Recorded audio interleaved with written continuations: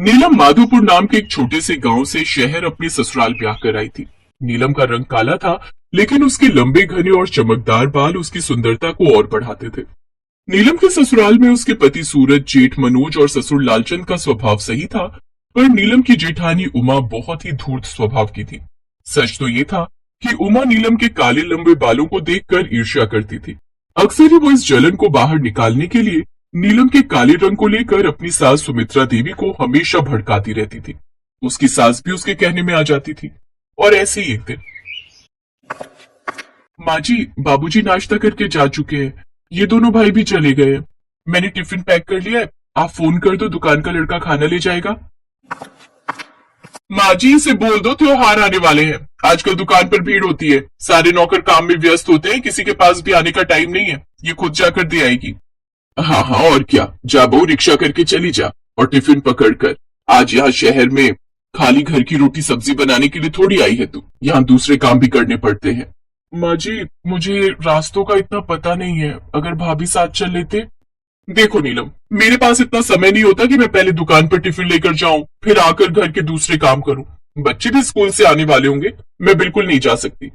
नीलम बहू, तुम्हें मैंने बोल दिया ना कि टिफिन तुम ही देकर आओगी, जाओ, इतनी बहस क्यों कर रही हो। ठीक है माँ जी, मैं टिफिन देकर आती हूँ। तभी नीलम के ससुर आ जाते हैं और टिफिन हाथ में पकड़ लेते हैं। लाओ बहू, ये रोटी का डिब्बा मुझे दो, मैं दुकान की तरफ ही जा रहा हूँ, देता जाऊंगा। तुम भी सुमित्रा, पता नहीं तुम्हें क्या होता जा रहा है, बहू को बाजार भेज रही हो, उसे यहाँ के बाजारों का अभी कुछ नहीं पता, थोड़ा तो सोचा करो।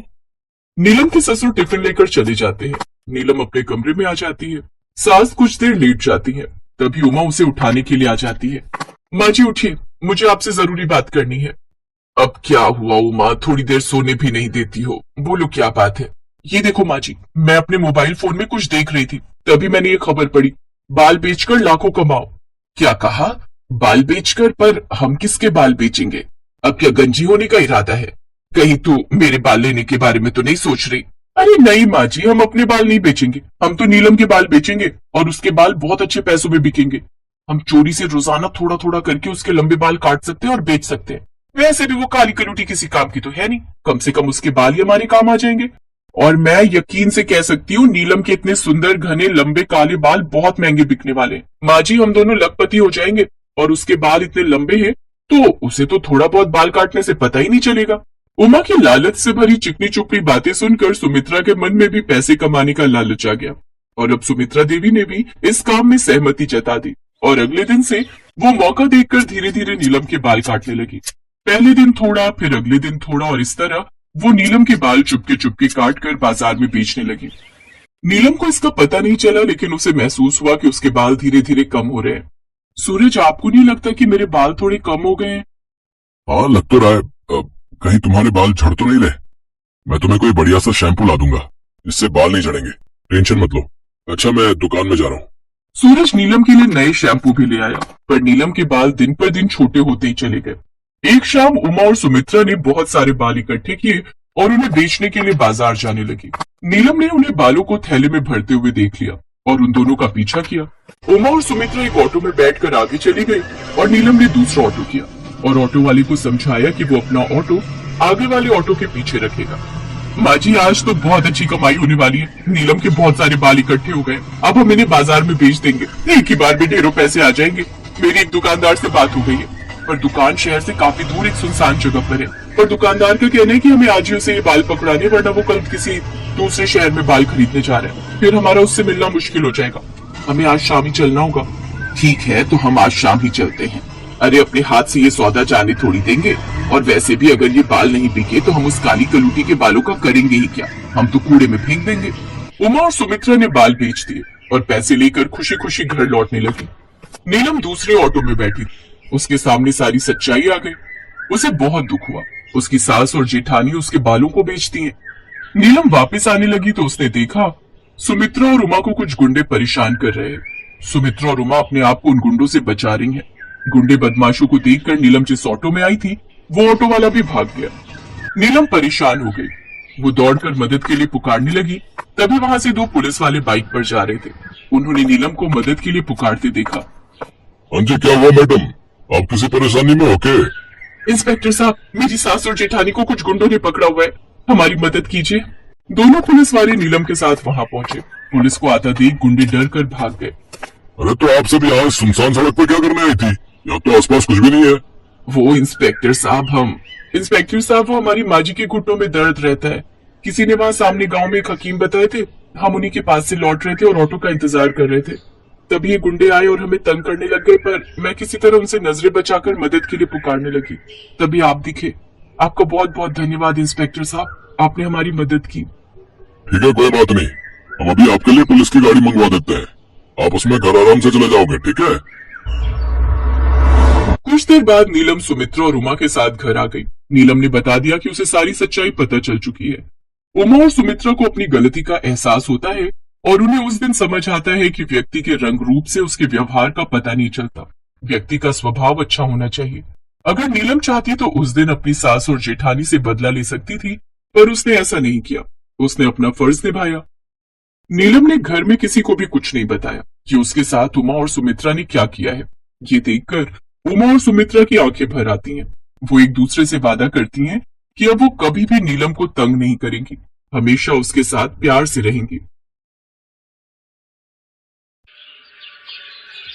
राखी रसोई में खाना बना ही रही थी कि तभी उसकी छोटी बहन रिमझिम आ जाती है।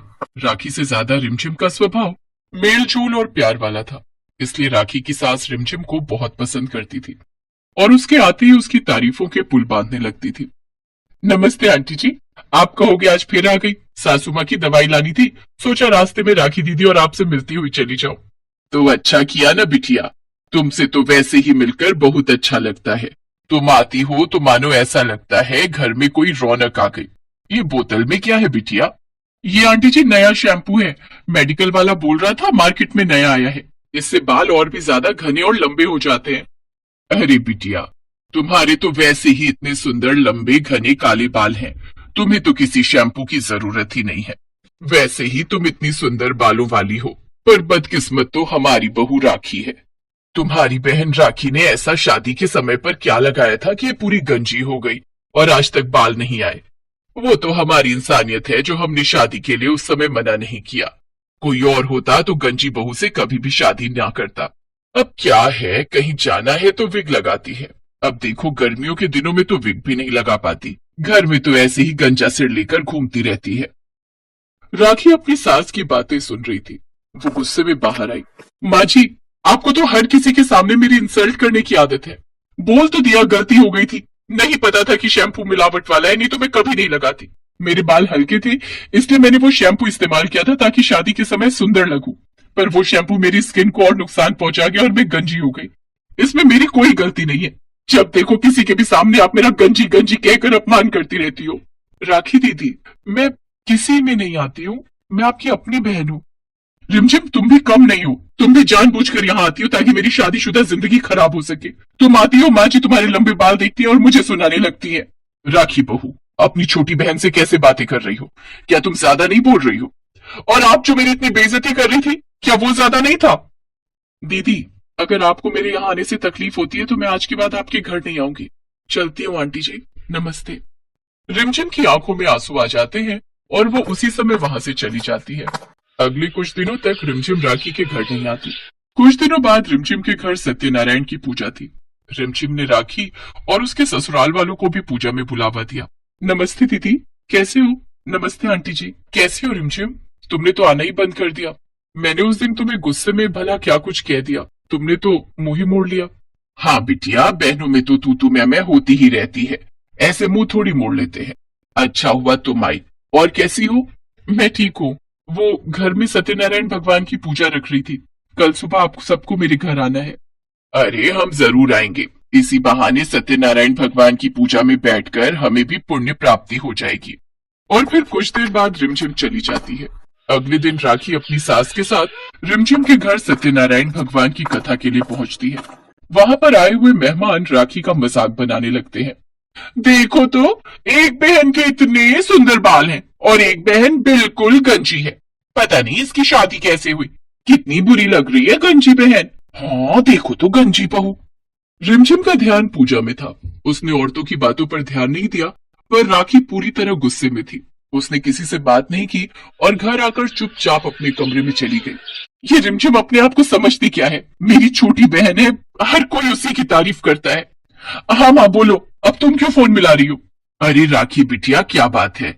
रिमझिम कह रही थी तो बिना कुछ कहे ही आ गई। मैंने सोचा बहुत दिनों बाद तुझे मिली थी, थोड़ी देर तेरे पास बैठती। माँ तुम अपनी लंबे बालों वाली बेटी के पास बैठो ना, मुझ गंजी बेटी के पास क्यों बैठना है? मेरा मन नहीं अभी बात करने का, मैं फोन रख रही हूँ। राखी गुस्से में अपनी माँ का फोन पटक देती है। मैं रिमझिम के लंबे बाल हमेशा के लिए खत्म कर दूंगी। भले वो मेरी सगी छोटी बहन है, पर मैं उसे खुश नहीं देख सकती।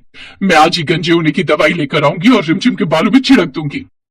कहते हैं ईर्ष्या इंसान की मति फेर देती है। फिर चाहे कोई अपना ही क्यों ना हो, इंसान बदले की भावना में कुछ भी गलत करने को तैयार हो जाता है। और ऐसा ही राखी ने किया। राखी ने बाजार से एक ऐसी दवाई खरीदी जिसे लगाने के बाद सिर के सारे बाल उड़ जाएंगे।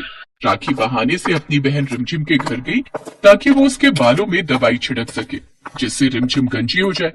पर राखी की आंखें खुल गई जब वो रिमझिम के घर पहुंची।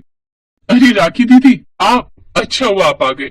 मैं आपको ही फोन करने वाली थी, मुझे आपसे बहुत जरूरी काम था। ये है डॉक्टर रितु, ये एक बहुत बड़ी सर्जन है जो हेयर ट्रांसप्लांट करती है। डॉक्टर, ये मेरी बहन राखी, जिनके बारे में मैंने आपसे बात की थी। डॉक्टर राखी से बात करती है। राखी कुछ देर तक डॉक्टर को सुनती रही। उसने सारी बातों को समझा। आप सच कह रहे हो डॉक्टर? मेरे सिर पर बाल फिर से आ जाएंगे, मेरा गंजापन दूर हो जाएगा? हाँ हाँ बिल्कुल, आप चिंता मत कीजिए। मैंने बहुत से लोगों का गंजापन दूर किया है, उनका हेयर ट्रांसप्लांट किया है। मैं आपके गंजेपन को दूर करने की पूरी कोशिश करूंगी। राखी को अपने ऊपर बहुत शर्मिंदगी महसूस हुई। कहाँ वो अपनी सगी बहन को गंजा करने के बारे में सोच रही थी, उसके सुंदर बाल हटाने के लिए सोच रही थी, और वही छोटी बहन अपनी बड़ी बहन के बारे में भला सोच रही थी। कुछ दिनों बाद राखी के हेयर ट्रांसप्लांट का कोर्स पूरा हो जाता है और उसके सिर पर बाल आ जाते हैं। उसका सारा गंजापन दूर हो जाता है। राखी के बाल देखकर सब बहुत खुश होते हैं। अब उसके भी बाल रिमझिम के बालों की तरह लंबे और घने हो गए थे और राखी के दिल से अपनी बहन के लिए सारी नफरत भी चली गई थी।